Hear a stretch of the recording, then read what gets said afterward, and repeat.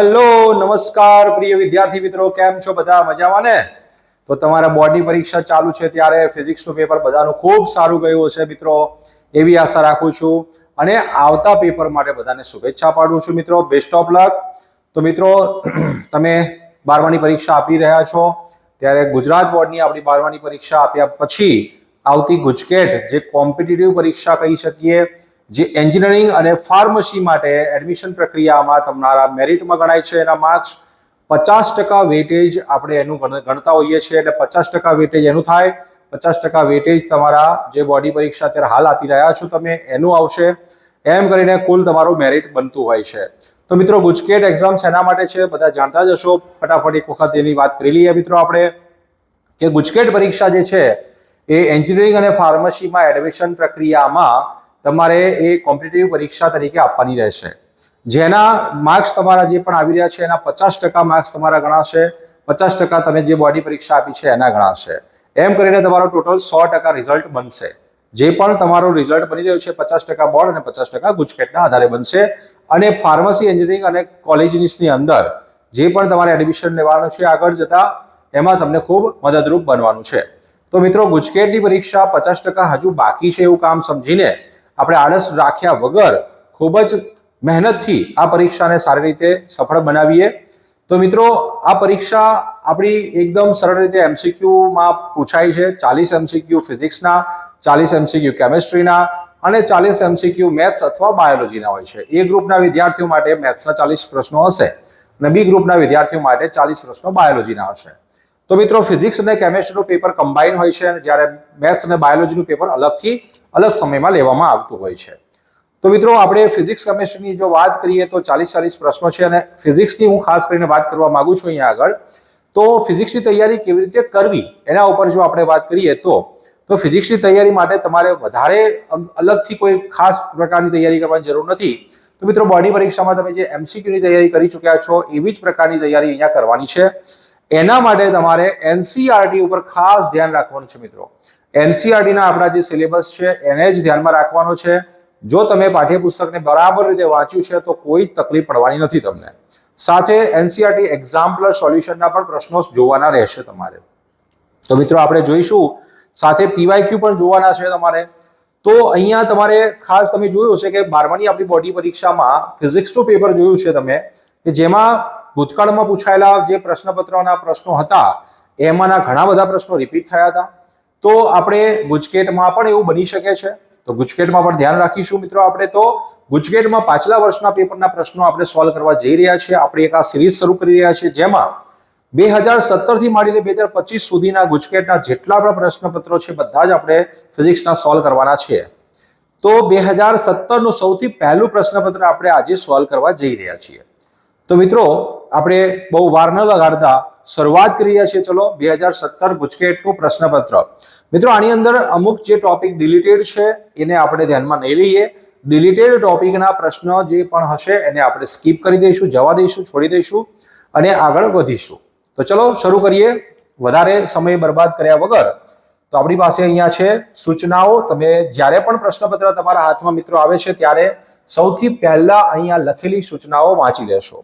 ખાસ ધ્યાન શું રાખશો કે આ પરીક્ષામાં તમારે નેગેટિવ માર્કિંગ છે, એટલે કે 25% માર્ક્સ માઇનસ થશે. જો એક પ્રશ્ન ખોટો તમે એટેન્ડ કરો છો તો 0.25 માર્ક્સ માઇનસ થશે અને જો પ્રશ્ન સાચો છે તો 1 માર્ક્સ તમારો પ્લસ થાય છે. તો આ વસ્તુની ખાસ ધ્યાન રાખવાનું છે મિત્રો. જેમાં વધારે તમે કોન્ફિડન્ટ છો એ તો ફરજિયાત રીતે તમારે એનું જે સર્કલ છે કમ્પ્લીટ કરી દેવાનું છે, પૂરું કરી દેવાનું છે ટપકું. પરંતુ જ્યાં થોડી તમને દુવિધા લાગતી હોય, અસમંજસમાં હોય, તમે એવું લાગતું હોય કે તમે શ્યોર નથી, તો ત્યાં આગળ થોડો વિચાર કરીને શાંતિથી ટપકું પૂરશો, જેથી કરીને તમારે માઇનસ માર્કિંગમાં જવું ન પડે. તો મિત્રો ખાસ કાળજી રાખીશું. જેમ આપણે JEE અને નીટની એક્ઝામમાં નેગેટિવ માર્કિંગ હોય છે બસ એ જ પ્રકારે 25% માર્ક્સનું અહીંયા નેગેટિવ હોય છે. તો ચલો આગળ વાત કરીએ.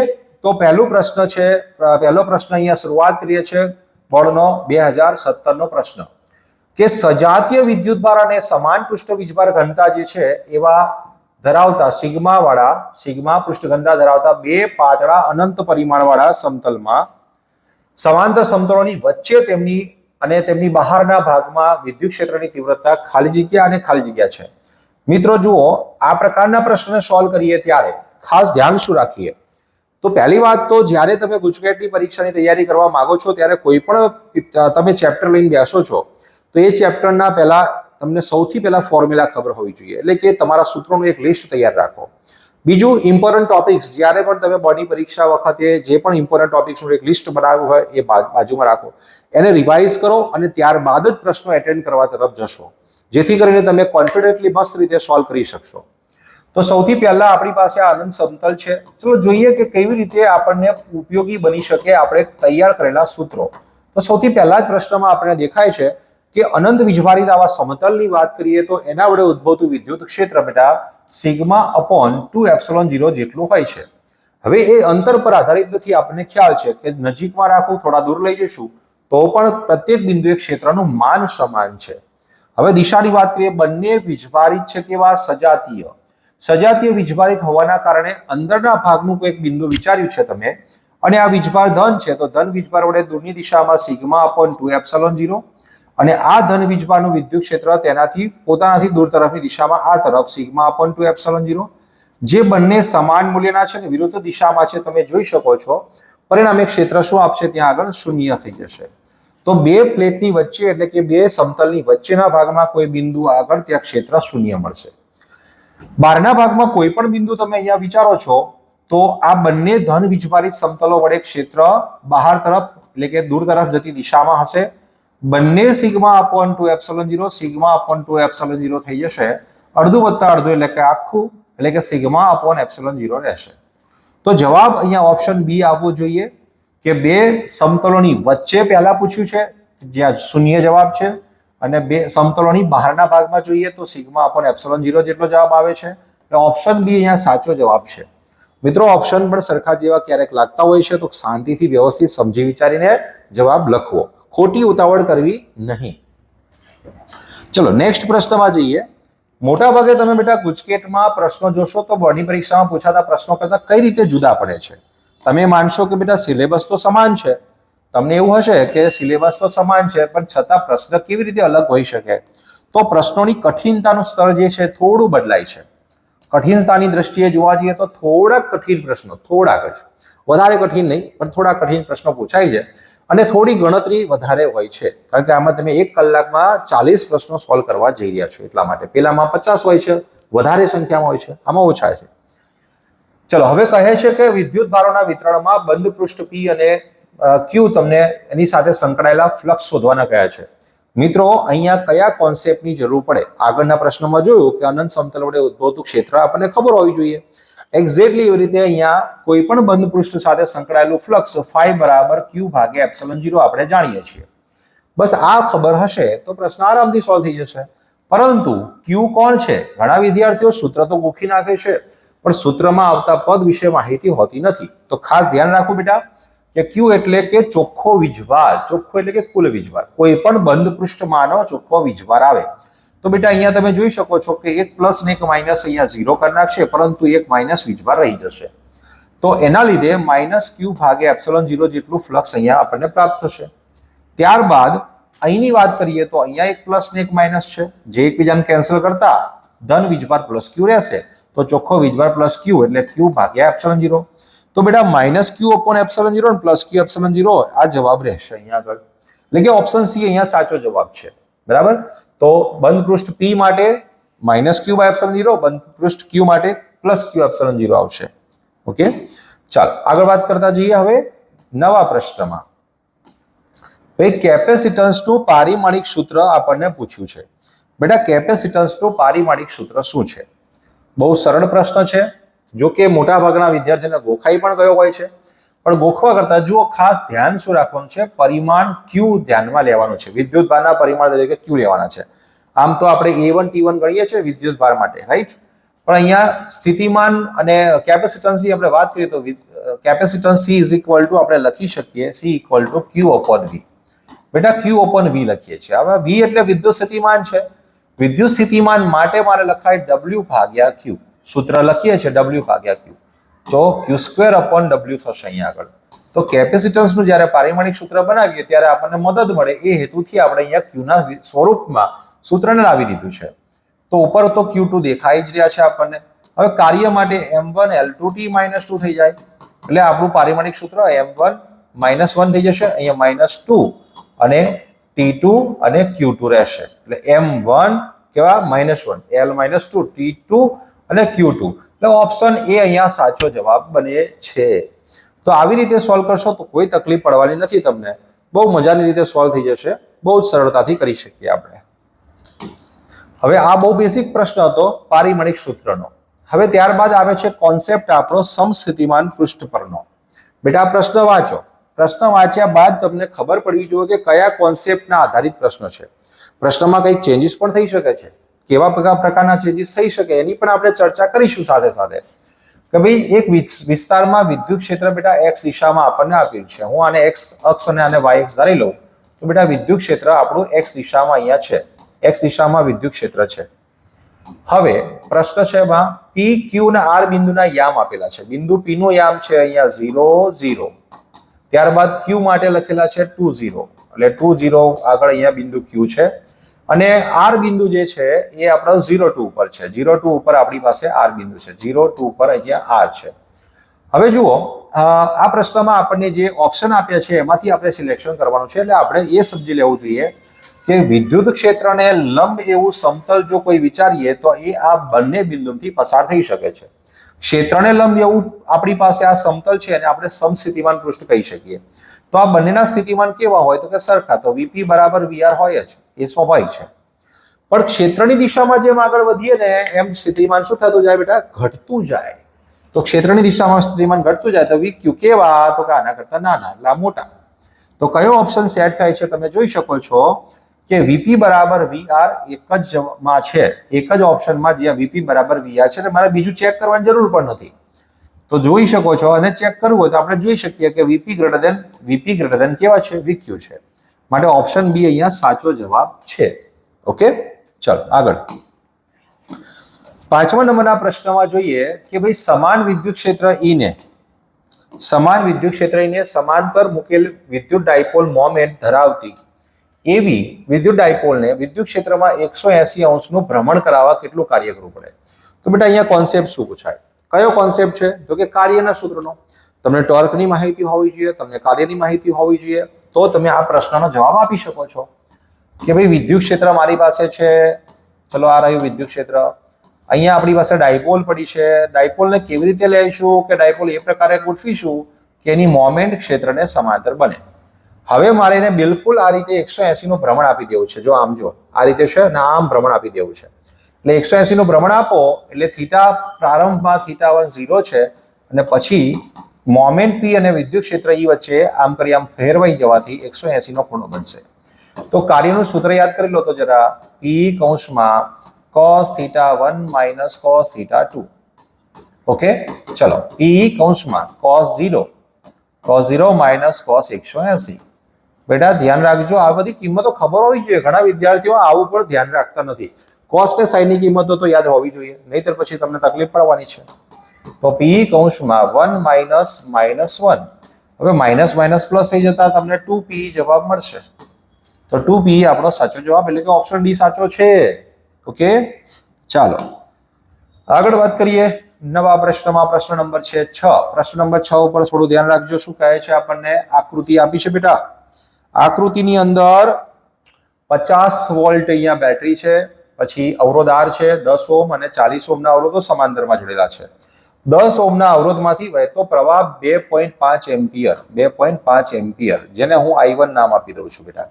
તો I1 બરાબર 2.5 એમ્પિયર પ્રવાહ છે.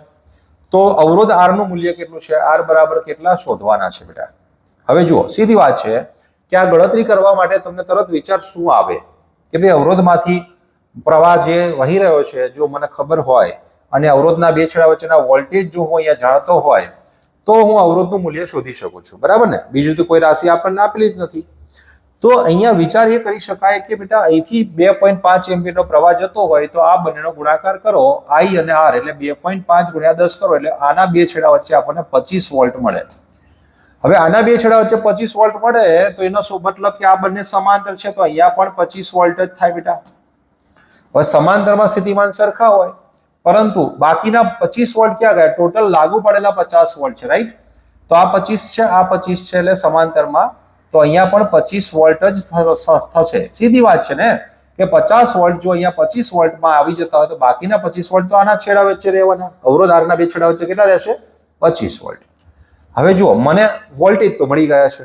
જો કઈક રીતે પ્રવાહ મળી જાય તો આરામથી હું અવરોધનું મૂલ્ય શોધી શકું છું. હવે ચલો જોઈએ કે અહીંથી વહેતો પ્રવાહ જો મને મળી જાય તો બહુ સરળતાથી આપણે અહીં શોધી શકીએ કુલ પ્રવાહને અને એના ઉપરથી આરને. તો બેટા વોલ્ટેજ તો ખબર છે 40 ઓહ્મ છે. તો પ્રવાહ I2 મારે શોધવો છે તો I2 બરાબર શું લખી શકાય? તો કે ભાઈ 25 વોલ્ટ ભાગ્યા એનો અવરોધ, એટલે પાયો 25, 8 પંચુ 40, આટલા એમ્પિયર પ્રવાહ થયો. હવે કુલ પ્રવાહ એટલે I બરાબર લખાય I1 પ્લસ I2. I1 બરાબર 5 ભાગ્યા 2, 2.5 નો અર્થ થાય 5 ભાગ્યા 2, અને આ 5 ભાગ્યા 8 છે. જો આપણે 8 નો લસા લઈએ બેટા તો અહીંયા 20 વત્તા 5 એટલે 25 થઈ જશે. તો 25 ભાગ્યા 8 એમ્પિયર કુલ પ્રવાહ બને છે. કુલ પ્રવાહ આટલો થયો. હવે આ કુલ પ્રવાહ તો બેટા અહીંથી વહેવાનું શરૂ થશે એટલે સ્વાભાવિક છે કે R માંથી કુલ પ્રવાહ જવાનો છે. R માંથી કુલ પ્રવાહ જઈ રહ્યો છે અને R નું મૂલ્ય મારે શોધવું છે. તો R બરાબર શું લખી શકાય? તો કે V ના છેદમાં I. તો બેટા વોલ્ટેજ કેટલા જુઓ તો કે 25 વોલ્ટ લાગુ પડેલા છે અહીંયા. I કેટલો છે કુલ પ્રવાહ? તો કે 25 ભાગ્યા 8 છે. અહીંથી 25 કેન્સલ થઈને છેદનો છેદ અંશમાં એટલે 8 ઓહ્મ અવરોધ આવશે. તો આપણો જવાબ બની જશે 8 ઓહ્મ. તો અહીંયા 8 ઓહ્મ આપણો જવાબ. ઓકે, આ રીતે આપણે સોલ્વ કરી શકીએ. હવે જો આ પ્રકારની થોડી ગણતરી લાંબી થાય, બોર્ડની પરીક્ષામાં તમને આટલી બધી લાંબી ગણતરીના પ્રશ્નો નથી આપતા, થોડા ગુચકેટમાં આપી શકે છે. ચલો નેક્સ્ટ પ્રશ્નમાં જઈએ તો જે કાર્બન અવરોધ પરનો પ્રશ્ન છે. કાર્બન અવરોધ આપણા સિલેબસમાં હવે રહ્યો નથી, પહેલા હતું હવે નથી, એટલે આપણે એને સ્કીપ કરીશું અત્યારે. ત્યારબાદ અહીંયા છે આપણી પાસે સર્કિટનો પ્રશ્ન. તો આ સર્કિટ આપી છે આપણને. ઘણા બધા વિદ્યાર્થીઓ આ પ્રકારની સર્કિટ જોઈને એમ થઈ જાય કે ઓહો બહુ અઘરો દાખલો હશે, અને બહુ અઘરો દાખલો હશે એટલે કે હવે રહેવા દો અને છોડી દો, તો સ્કીપ કરી દેતા હોય છે. પણ મિત્રો જ્યારે આપણે અઘરા પ્રકારના લાગતા પ્રશ્નોને બરાબર રીતે શાંતિથી વાંચીએ અને સમજીએ ને તો એટલો જ સરળ બની જાય. જો એનું એક્ઝામ્પલ અહીંયા દેખાય છે આપણને.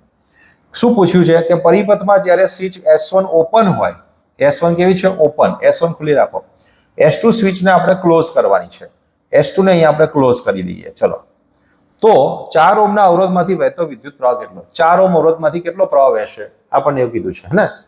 તો જુઓ સીધી વાત છે બેટા, આ S1 ઓપન હોય એટલે અહીં તો કોઈ પ્રવાહ જવાનો મતલબ જ નથી, આ ઓપન સર્કિટ છે. હવે સીધી વાત છે કે જ્યારે તમે અહીંયા આગળ શોર્ટ સર્કિટ કરો છો, S2 ને તમે ક્લોઝ કરી, એનો મતલબ શું થાય કે આ શોર્ટ થઈ ગયું.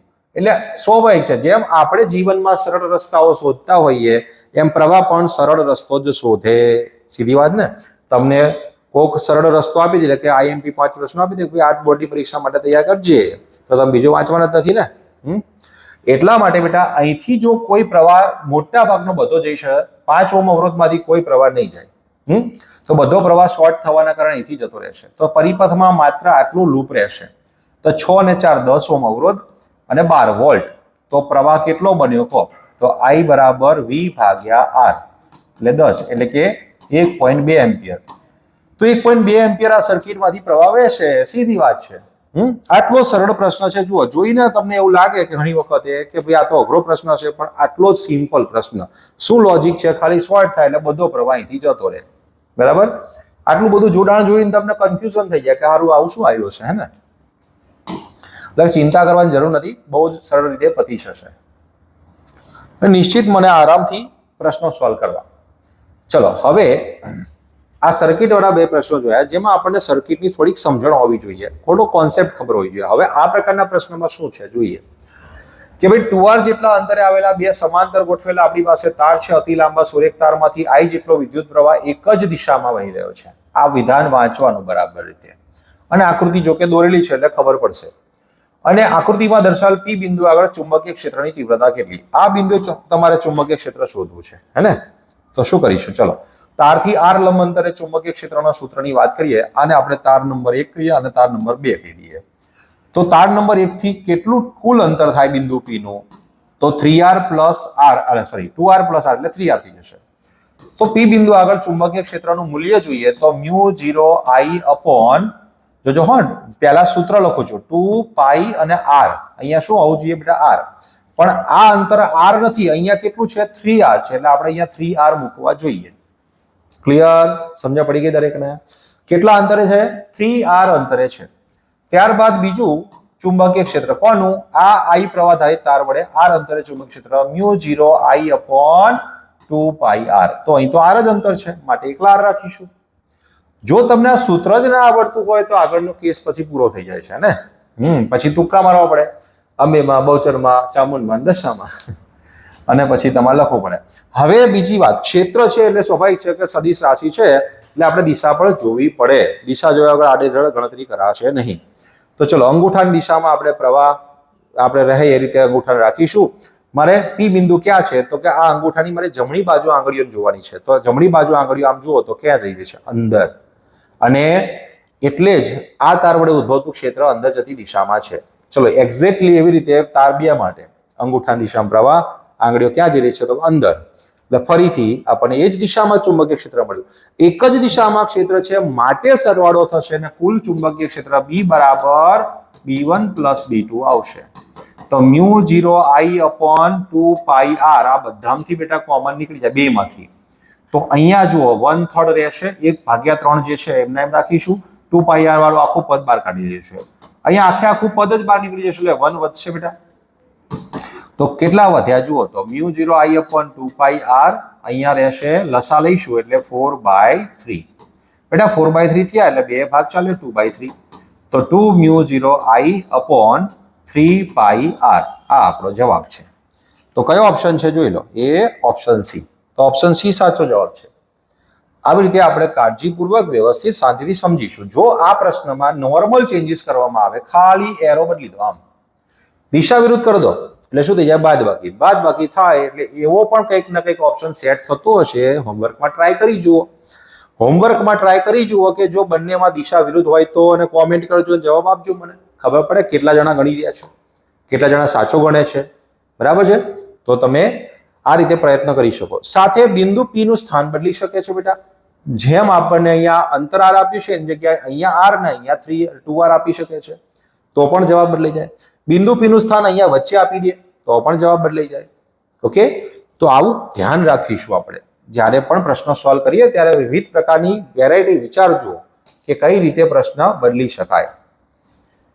તો આપણે એના માટે જ પ્રશ્નો સોલ્વ કરીએ છીએ બેટા, માત્ર ગોખવા માટે નહીં કે ભાઈ ખાલી આ પ્રશ્નનો જવાબ આવો જ આવે. આ પ્રશ્નનો જવાબ કેવી રીતે આવ્યો અને આમાં કેવા ચેન્જીસ થઈ શકે, જેથી કરીને તમે પ્રેક્ટિસ કરો ને તો વાંધો ના આવે, આગળ જતા તમને બહુ સારો ફાયદો થશે. ચલો હવે એ ત્રિજ્યાના સમાન આડછેદનું ક્ષેત્રફળ ધરાવતા સ્થિત વિદ્યુત પ્રવાહ ધારિત લાંબા સુરેખ તારને લીધે ઉદ્ભવતું ચુંબકીય ક્ષેત્ર નીચેનામાંથી કયા આલેખ વડે દર્શાવી શકાય? તો બેટા આ પ્રશ્ન આપણો બહુ જ સરળ છે.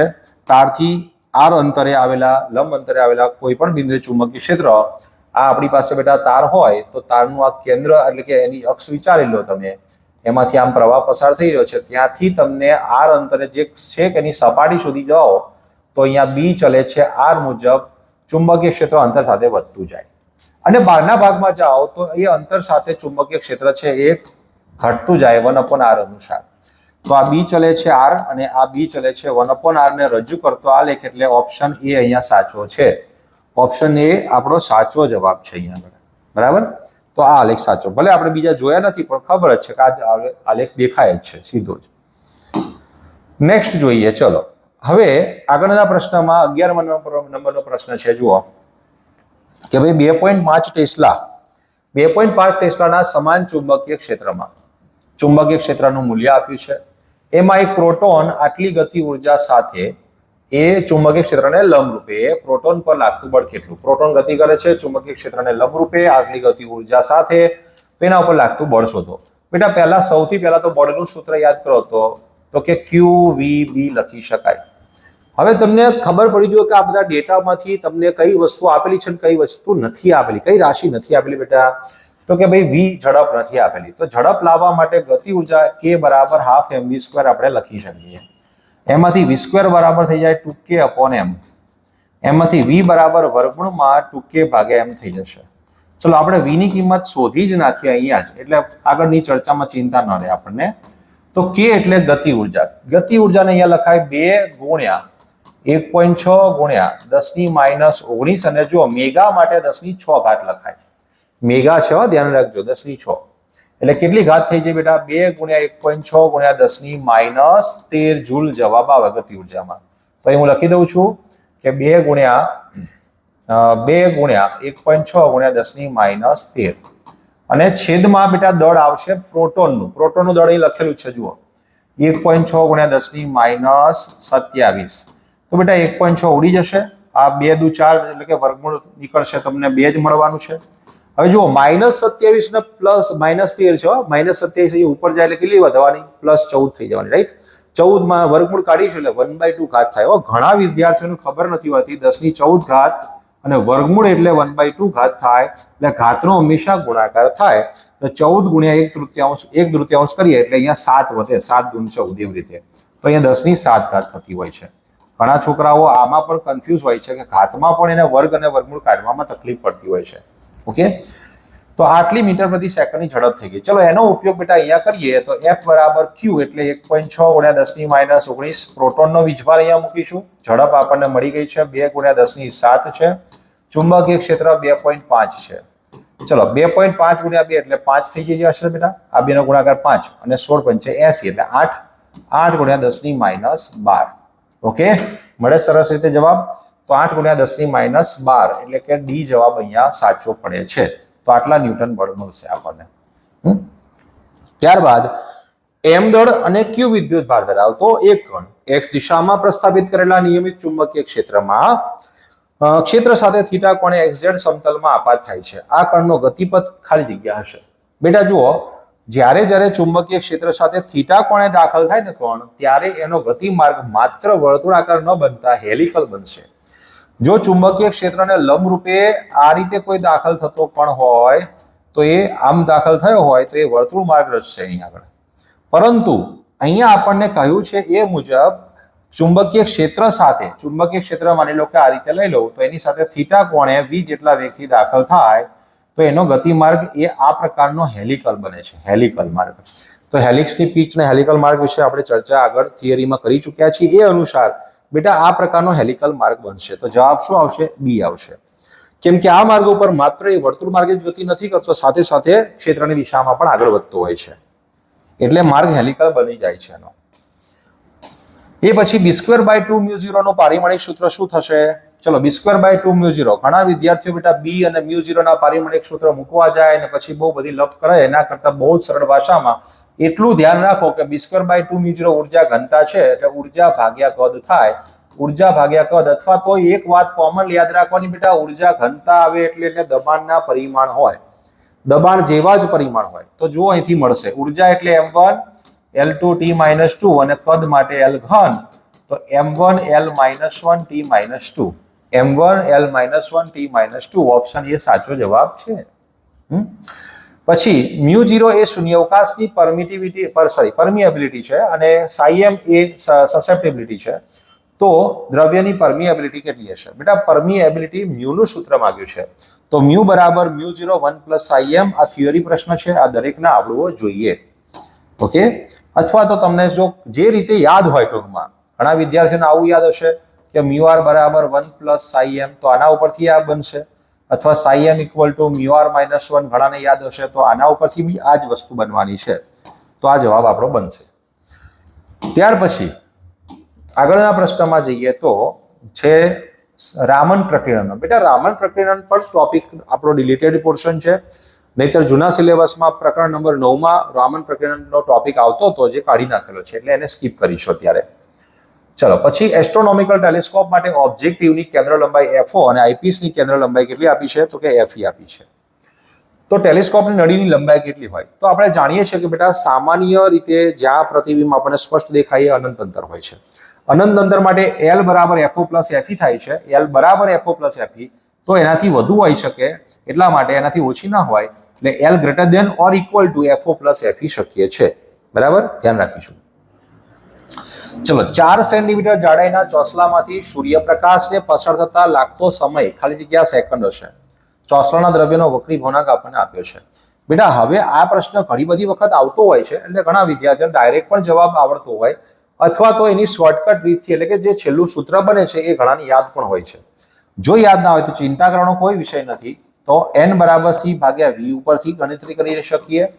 v એટલે ઝડપ એટલે ચોસલાની જાડાઈ ભાગ્યા સમય, કેમ કે ચોસલામાંથી પસાર થતા લાગતો સમય t આપણે શોધવાનો છે.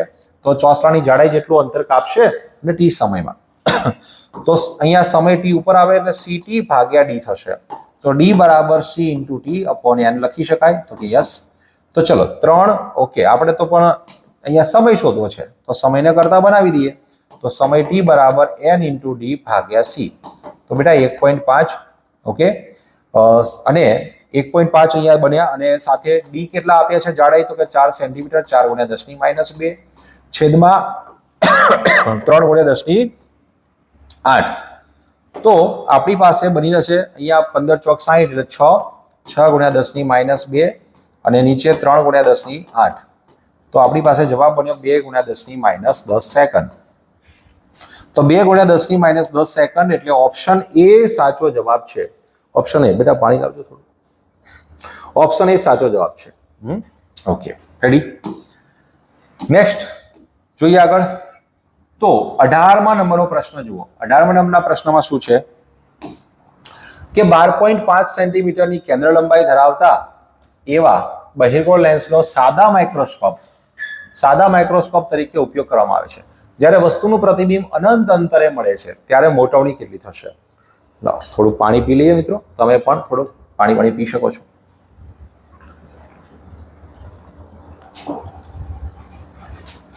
ત્યારે મોટવણી ખાલી જગ્યા થશે. સામાન્ય દ્રષ્ટિ અંતર જે ખરું એ કેટલું છે? 25 સેન્ટીમીટર છે, જેને કેપિટલ ડી થી આપણે ડિનોટ કરીએ છીએ. તો મિત્રો કેન્દ્ર લંબાઈ તમને આપી છે f બરાબર આટલા, આ છે d અંતર. તો જ્યારે અનંત અંતરે પ્રતિબિંબ રચાતું હોય ત્યારે સાદા માઇક્રોસ્કોપની મોટવણી m બરાબર d ભાગ્યા f લખાય.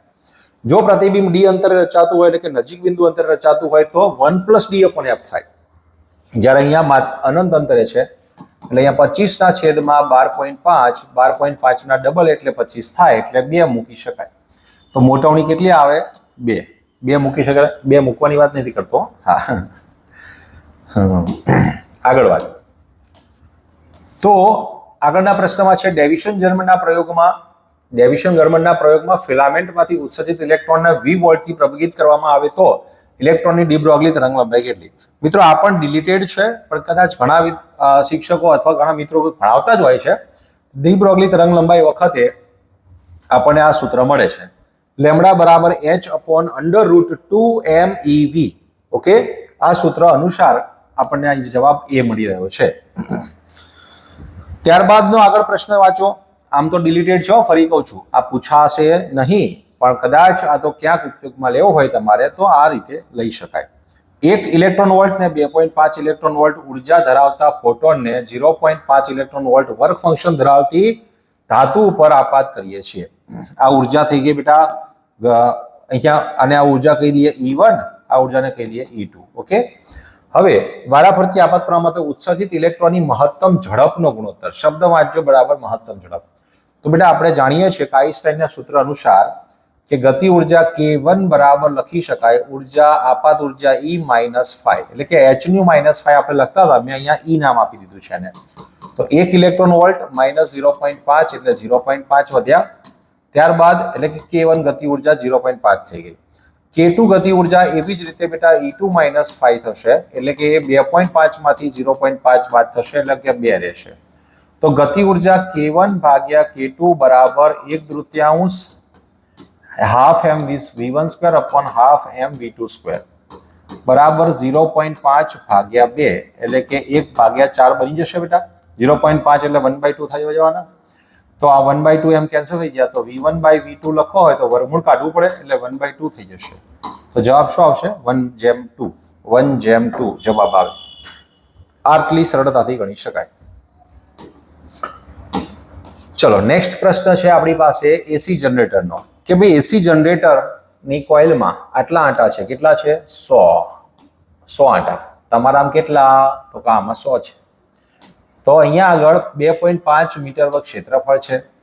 આટલા કોણીય વેગથી આટલા ચુંબકીય ક્ષેત્રમાં ભ્રમણ કરે છે. તો ઉદ્ભવતું મહત્તમ EMF E મેક્સિમમ બરાબર NBA ઓમેગા. ઓકે, તો 10⁵ 0.3 ક્ષેત્રફળ 2.5 અને આ 60. બોલો કેટલા થાય, ગણતરી કરી શકશો? બોલો કેટલા થશે? તો 25 છક 150, એટલે આના લખી દઈએ આપણે 150, એટલે આપણને 15 તરી 45 અહીંયા મળશે, એટલે 450.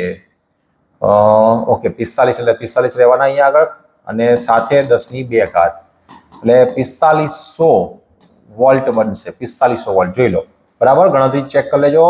25 છક 150 એટલે 150 થાય, પણ અહીંયા 0.3 સાથેનો ગુણાકાર કરીએ એટલે તમને 45 મળી જશે. 15 તરી 45, 10 ની 2 ઘાત એમના એમ, એટલે 4500 વોલ્ટ અને 4.5 કિલો વોલ્ટ. જોજો હો, ઓપ્શન અહીંયા જવાબ ચેક કરજો કયા એકમમાં છે, તો કિલો વોલ્ટમાં છે. 4.5 કિલો વોલ્ટ થશે અહીંયા આગળ, તો જવાબ પણ છે 4.5 કિલો વોલ્ટ. ચલો ત્યાર પછી 22મા નંબરનો પ્રશ્ન જુઓ, બહુ જ સરળ પ્રશ્ન છે. આર અને એલ અનુક્રમે અવરોધ અને આત્મપ્રયત્ન દર્શાવે છે. તો સમયનું પરિમાણ કોને છે? આમાંથી ખાલી જગ્યા અને સમયનું પરિમાણ છે. તો બેટા તમે ઓપ્શન ચેક કરી શકો છો, અથવા ડાયરેક્ટ પણ થોડુંક તમને આઈડિયા આવી જશે જોઈને પણ, કે એલ ભાગ્યા આર લઈએ, આત્મપ્રયત્નનો એકમ શું હતો? વોલ્ટ સેકન્ડ પ્રતિ એમ્પિયર હતો બેટા. વોલ્ટ ભાગ્યા એમ્પિયર એટલે ઓમ થઈ જાય, ઓમ ઇન્ટુ સેકન્ડ. અને અવરોધનો એકમ શું છે બેટા? ઓમ. તો એલ ભાગ્યા આર નો એકમ બનાવવા જઈએ તો ઓમ ઇન્ટુ સેકન્ડ ભાગ્યા ઓમ, એટલે આ કેન્સલ થઈ, શું વધે? ખાલી સેકન્ડ. એટલે કે સમયના પરિમાણ ઓપ્શન બી એલ ભાગ્યા આર ને છે, આવું કહી શકાય. જો કે તમે પ્રેડિક્શન કરીને પણ ચેક કરી શકો, આ રીતે ધારીને કરી શકો છો, એમાં કોઈ વાંધો નથી. અને જો બીજી રીતે તમને ફાવતું હોય તો એ રીતે કરો, પારિમાણિક સૂત્ર મૂકીને કરો, જે અનુકૂળ લાગે. અને સીધું યાદ રાખો તો એ કોઈ પ્રશ્ન નથી એમાં. તો ચલો હવે એસી પરિપથમાં શું કહે છે આગળ, બરાબર જોઈજો. હા, એસી પરિપથમાં 3 એમ્પિયર તથા 210 વોલ્ટનો સ્થિતિમાનનો તફાવત છે. જો પરિપથમાં વપરાતો પાવર આટલો હોય તો પાવર ફેક્ટર કેટલો? બેટા ધ્યાન રાખજો, વપરાતો પાવર આપ્યો છે, પાવર ફેક્ટર આપણને શોધવાનું કીધું છે. આ આપણો પ્રવાહ થઈ ગયો IRMS, આ આપણો વોલ્ટેજ થઈ ગયો VRMS, અને પાવર ફેક્ટર. તો પાવર ફેક્ટર cos5 બરાબર લખી શકાય પાવર P ભાગ્યા VRMS. V Ramesh, I Ramesh. Okay, શું કે છે? 63 ના છેદમાં અહીંયા આગળ વોલ્ટેજ 210 અને ગુણ્યા 3 બીજા, એટલે 21 તરી 63 થઈ જશે. અહીંયા છેદમાં 63, અહીંયા ગુણ્યા 10 લખી દો બેટા, ચાલે. ઓકે, તો 63 ઉડી જાય, 0 પોઈન્ટ આપણને શું મળશે? 1. તો 0.10 જવાબ આવશે. બહુ જ સરળ રીતે જુઓ, તમારે કેલ્ક્યુલેટરની પણ જરૂર નથી. ઘણા લોકો કેલ્ક્યુલેટર કેવું છે, હવે મશીન આવ્યો ને એટલે માણસના મગજ વાપરવાનું બંધ થઈ ગયા. એટલે જેટલું થાય એટલું આપણે જાતે પ્રયત્ન કરવો, જેથી મગજનો વિકાસ થાય. તો 63 ભાગ્યા 210 અને 3, આ રીતે ગણતરી કરી શકાય, 0.1. ચલો, આપેલ એસી પ્રવાહમાં આપણને 50 cos 100t અને 45 ડિગ્રી એટલે એટલા એમ્પિયર પ્રવાહ આપણને આપ્યો છે. RMS મૂલ્ય કીધું છે, RMS મૂલ્ય ખાલી જગ્યા એમ્પિયર. બેટા IM કહેવાય અને મહત્તમ પ્રવાહ કહેવાય. IM = 50 એમ્પિયર છે. તો આપણે જોઈએ છે IRMS = IM by √2. તો 50 by √2, 25 √2 કેટલા આયા? 25 √2. તો 25 √2 તમારો જવાબ, ઓપ્શન એ. નેક્સ્ટ જુઓ, આગળના પ્રશ્નમાં જઈએ. શું કહે છે જુઓ, કે ભાઈ 3 મિલી હેનરી નું ઇન્ડક્ટન્સ આપ્યું છે અને 4 ઓહ્મનો અવરોધ ધરાવતા LR શ્રેણી પરિપથને V બરાબર 5 cos 1000t વોલ્ટ જે છે લાગુ પાડવામાં આવે છે. તો પરિપથમાં મહત્તમ પ્રવાહ કેટલો છે? બેટા બરાબર સમજો, પ્રવાહ શોધવો હોય તો તમારી પાસે પહેલા મહત્તમ વોલ્ટેજ કેટલા છે? તો કે VM 5 વોલ્ટ. હવે તમારે શું જોઈએ છે? પ્રવાહ I બરાબર IM બરાબર VM by Z થાય. Z એટલે ઇમ્પિડન્સ, ઇમ્પિડન્સ તો શોધવો પડશે ને બેટા. તો XL પહેલા શોધી કાઢીએ. XL બરાબર ઓમેગા L. ઓમેગા એટલે અહીંયા દેખાય છે ઓમેગા T કહેવાય આને. તો ઓમેગાના સ્થાને કેટલા છે? 1000 છે. 1000 એટલે 10⁻³ થાય. ચલો આપણે એને 10⁻³ ડાયરેક્ટ લખી દઈએ. તો આ થઈ ગયા 10⁻+3 ગુણ્યા 3 ગુણ્યા 10⁻³ હેનરીનું ઇન્ડક્ટન્સ. બેટા મિલી હેનરી છે, ધ્યાન રાખજો, એટલે +-3 ઉડી જશે. 3 ઓહ્મ અહીંયા બનશે ઇન્ડક્ટિવ રિએક્ટન્સ XL બરાબર.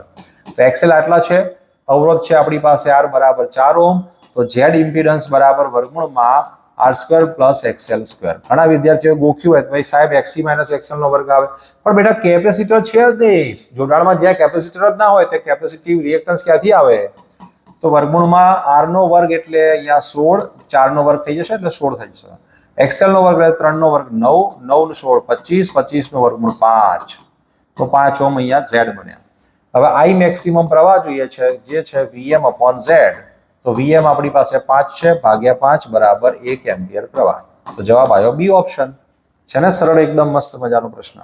ઓકે, ચલો નેક્સ્ટ વાત કરીએ તો કે ભાઈ મેડિકલ ક્ષેત્રમાં કેન્સરગ્રસ્ત કોષોનો નાશ કરવા માટે ખાલી જગ્યા કિરણોનો ઉપયોગ થાય છે. કેન્સર જેવા રોગોનો નાશ કરવા માટે ગેમા કિરણનો ઉપયોગ થાય. બેટા ઓપ્શન સી અહીંયા સાચો છે. થિયોરિટિકલ પ્રશ્ન છે. પ્રકરણ નંબર 8 વિદ્યુત ચુંબકીય તરંગોના પ્રકરણની અંદર દરેક વિભાગો જેટલા પણ અલગ અલગ વિદ્યુત ચુંબકીય તરંગો માટેના જે તમને ફકરાઓ આપેલા છે બધા જ વાંચજો, એમાંથી તમને આવા પ્રશ્નો મળી રહેવાના છે. અને મોટા ભાગે ચેપ્ટર 8 માંથી બેટા આ જ પ્રકારના પ્રશ્નો આવતા હોય છે, તો ખાસ ધ્યાન રાખી લેવું.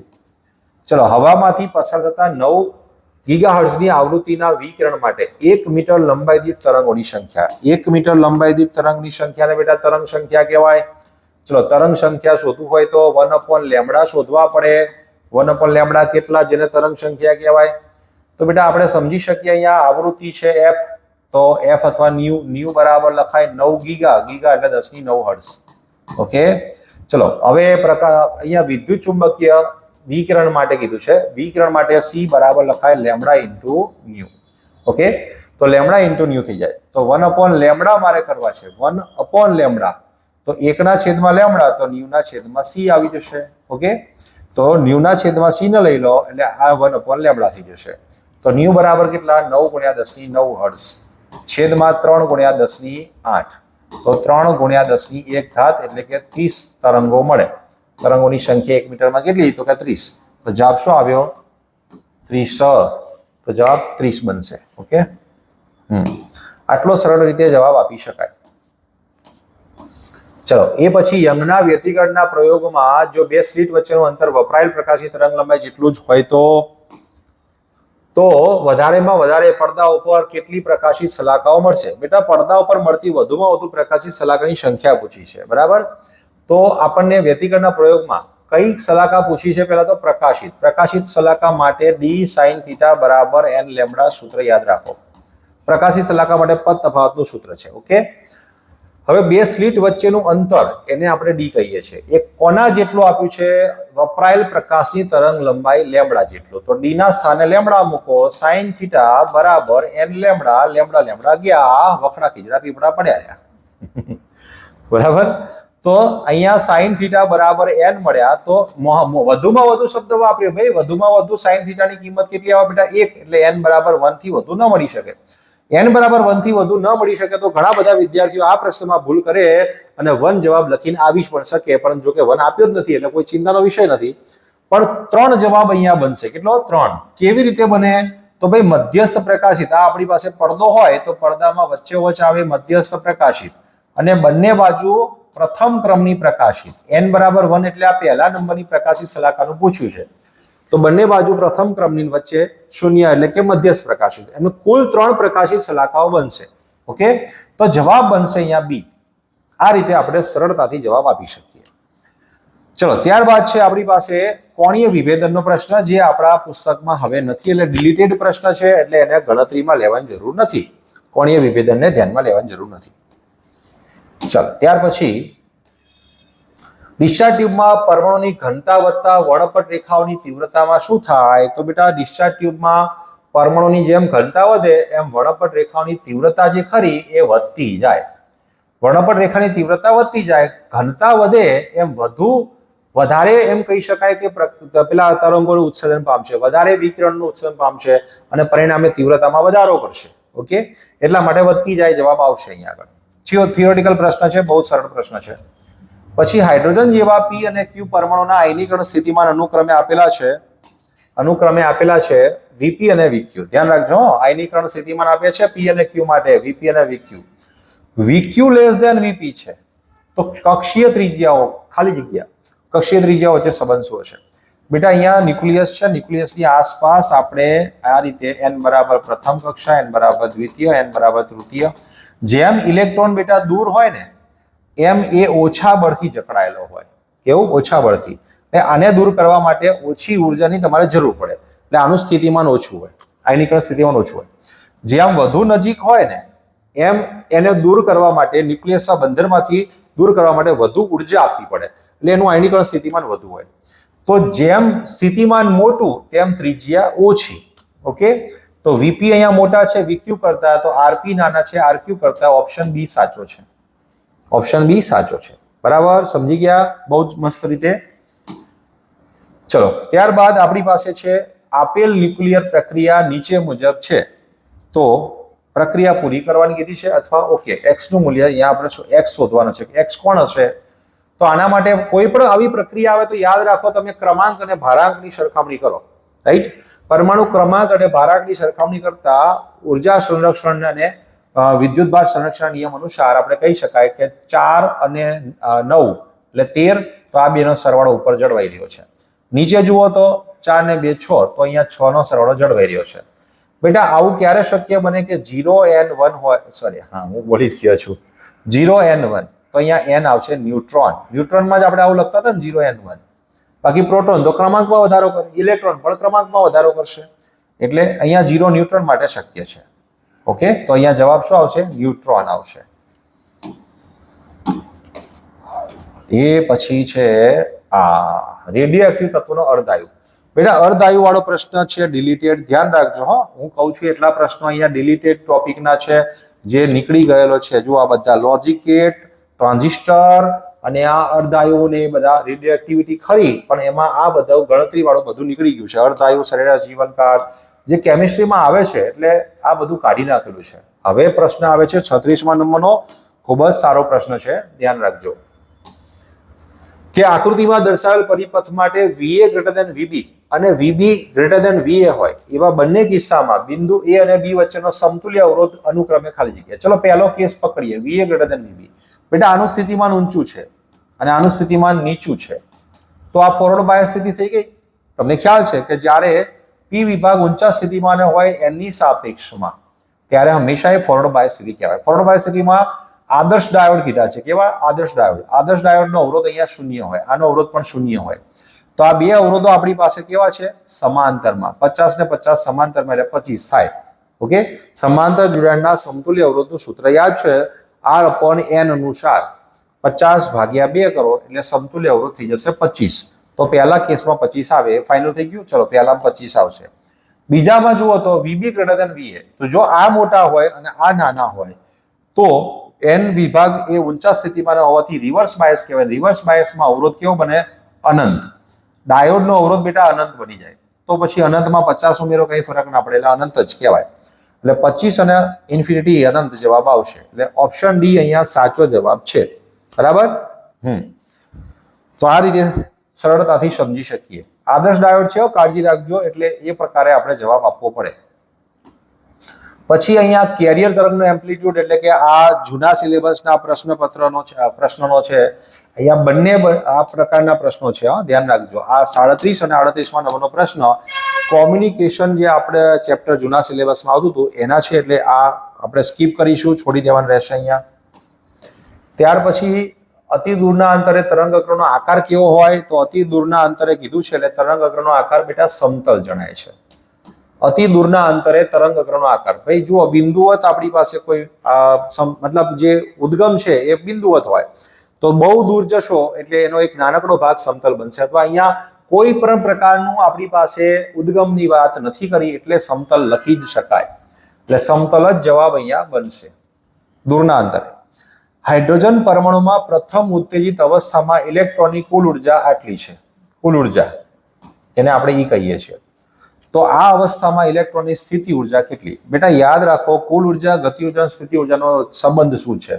કે જો ગતિ ઉર્જાને આપણે ગતિ ઉર્જા k બરાબર આપણે x કહીએ, તો સ્થિતિ ઉર્જા જે છે એ હંમેશા -2x મળે, અને કુલ ઉર્જા જે છે એ કુલ ઉર્જા આપણને હંમેશા -x મળે. તો તમે જોઈ શકો -3.4 ઇલેક્ટ્રોન વોલ્ટ છે. જો સ્થિતિ ઉર્જા શોધવાની કીધી હોય તો એને ડબલ, એટલે -6.8 જવાબ આવે. રાઈટ. આવી રીતે તમે 40 પ્રશ્નો અહીંયા સોલ્વ કર્યા છે, અને બહુ જ સરળતાથી આપણે જોયું કે સોલ્વ થઈ જાય છે. તો આવા જ પ્રકારના પ્રશ્નો છે. ફરીથી આપણે મળીશું 2018નું નવું પ્રશ્નપત્ર લઈને.